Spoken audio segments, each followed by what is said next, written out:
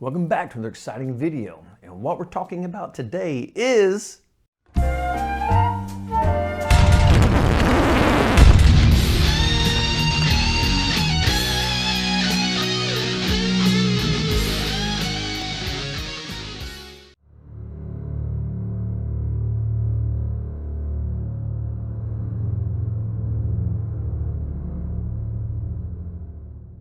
in light of Randy Rhoads' 40th anniversary of his passing. Again, like I said, I'm a huge Randy Rhoads fan.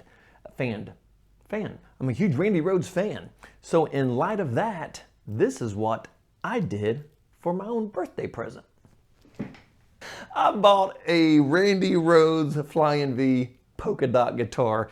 It is absolutely awesome.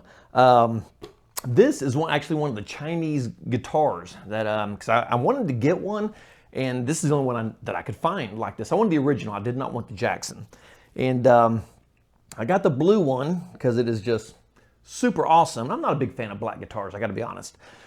So this is actually called the Bowtie Flying V is what this is. And Randy Rhoads had one of these made. I'm not sure of the story, and I'm sure somebody else knows better than I do, but he saw somebody playing one years ago. And he asked if the guy who made it could make him one, and the guy did. And that's the one you see, that, you know, the famous Polka-dot Flying V that Randy Rhoads plays.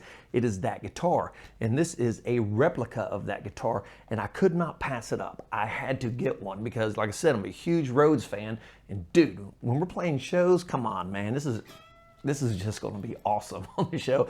Because let's be honest, I hope that if you're in a band, you have an amazing band. I'm pretty fortunate. I've got an extremely good band. But at the end of the day, it's all about the show. You can watch the greatest musicians in the world, but if the show sucks, then your band sucks. So no matter how talented everybody is, you've got to have a great show. And I would rather see an amazing show with mediocre musicians than a crappy show with great musicians. I'd rather see that any day because I'm there to be entertained. Unless, I mean, don't get me wrong, if I'm going to go see somebody like Rush, you know, R.I.P. Neil Peart, you know, you just go for that experience and to see some of the greatest musicians in the world doing their thing and listen just to the amazing body of music they put out. But on that note, so yes, I bought this, and I'm gonna do a series. As you can tell, it's gonna be called Rebuilding Randy Rhoads, my polka-dot light blue Bowtie Flying V, and so let's just jump into it real quick before anything else happens. As you can see, it is awesome. It's absolutely awesome.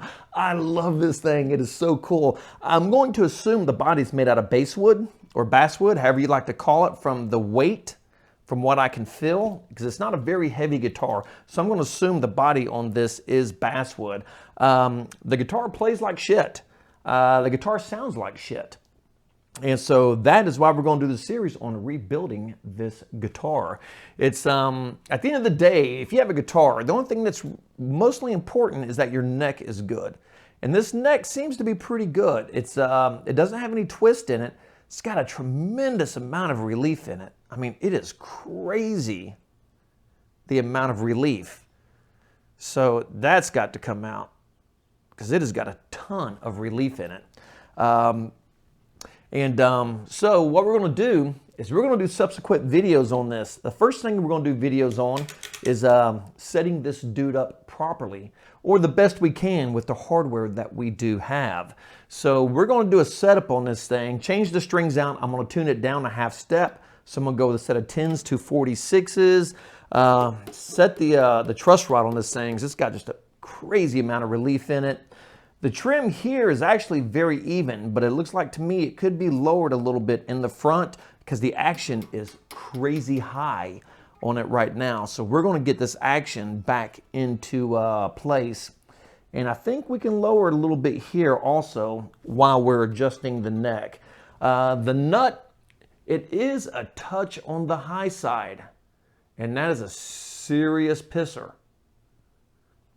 It's a touch on the high side. It's not extremely bad. It's not as bad as my Ibanez 1120. The nut on that was terrible, and I had to literally grind that nut down, and I took it down very deep, and then I shimmed it back up into spec, how I like it. I'm not going to mess with this nut because this nut's going to be replaced, so we're going to set it up with what we got. But if they did not cut it deep enough, then when I get the other nut, I will grind that nut down and then shim it back up to spec. I will be doing that if I have to. So that's going to be video number 2, I guess, because this is video number 1. And then on the second video, I'm probably going to replace the pickups as soon as I figure out what pickups that I want. I doubt I'm going to be putting cream in them. I'm probably going to be putting white pickups back in them to go with my white dots. And dude, if I could find some light blue and white, that would be even more awesome. Right now, I'm kind of leaning towards a DiMarzio Super 3, a Distortion Super 3 in the back, and maybe a Aaron Norton in the front. That's where I'm leaning. Not sure yet. If anybody has any recommendations, let me know on that, because the pickups are completely up in the air. Get the pickups, we're going to wire those dudes in. Then the next thing we'll do is we'll start getting rid of this crap. This is a copy of a copy of a copy of a Floyd. So what I would love to do, too much work, I can't do it, is I would love to put an Ibanez tremolo on here. A Low Pro, that would just be heaven, because it doesn't have all this crap back here that gets in my way from the way that I play, but we'll have to make do with what we got. But I'm definitely putting a free floating trim back on it, because you know what? If you're going to be Randy Rhoads, your shit's got to be cool. And in order to be cool, on a guitar like this, you got to have a full floating trim system. Then after we get all that done, I'm probably going to step in and change the pots out. I'll either use CTS pots or I will do Burns pots. And this will be broken up over several videos over time, because I can't just do it start to finish, because I do have a lot of other things I'm trying to get to. But since I bought this today, just brought this home, this is coming up. Let's see. I keep the plates, even on my my Wolfgangs, these are not on there. So springs and that stuff actually feel pretty good. So, but I'll be changing the pots out to either CTS or Burns pots. These work fine, but you know what? As long as we're doing it, let's just go all the way. And I may even, it does have a metal jack in there, so I may not do the jack. I may just leave that alone as it is. Painted necks, not a big fan of painted necks because they make my hands stick. But this guitar is just so damn cool, even though it's a cheap guitar, $300. I'm not going to sand it. Normally I would sand that. But on this guitar, I think I'm going to leave it like it is, man, because I got to admit, I absolutely love this. This is just freaking awesome. And at one point, I'll get rid of the tuning keys and I will put locking tuners back onto it. Probably some Spurzels or something. Actually, whatever I can find that'll match up with the holes that are already in it. I do not want to drill new holes into this. So as soon as I can find something that'll match up to this, that's what's going back in there. So this is going to be the project, rebuilding Randy Rhoads. And this will be the first video, of course, with other videos to come. The second one, like I said, as soon as I figure out what pickups I want to put into it, because I do not know right now. As soon as I figure out which pickups I'm putting in it, then we'll start on that second video. And if anybody has any suggestions on pickups, let me know. I'm not going to go with anything like bare knuckles or anything like that. I want to go with something from the period, period correct type of pickup on it. Something a little hot, a little nasty, kind of like me. A little hot, a little nasty. I'm joking. And so we're going to rebuild this dude, and it is going to be absolutely awesome. And I'm actually going to take this to shows and gig with it. And, it's just going to be badass. It's going to be seriously cool. Seriously cool. So on that note, we are going to wrap this thing up. It's got a screw right here. I don't know what that's for. I'm going to assume that that was originally this. Or maybe they're giving you an option to move it. I do not know, because this screw goes to nothing unless it's, it's not any kind of a ground or anything. So I'll end up pulling that out and seeing what the hell is there. But I'm pretty sure it's just a place.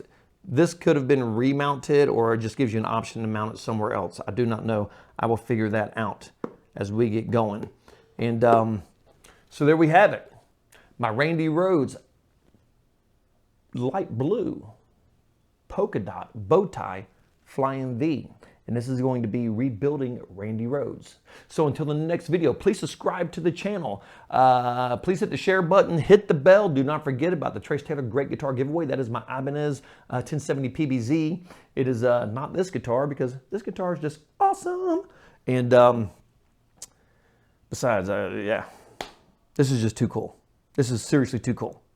So on that note, like I said, subscribe, stay tuned for further videos. And like I said, click the bell so that way you'll get alerts when I'm rebuilding this dude right here, because it is going to be seriously freaking cool. And this thing's going to be a beast when I get done. And after after I get everything finished and I get it how I want it, ding, then I'm going to take it to my buddy Rick down at his guitar store, greatest neck guy in the world.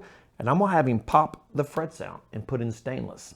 So yes, I will have 3 times the amount of what I paid for this guitar back into this guitar when I'm done. So I will never make my money back on it. So the cool thing about it is that means it's a keeper for life. And it is going to be kick-ass when we're done. So on that note, stay tuned for further videos on rebuilding Randy Rhoads. And until then, rock on.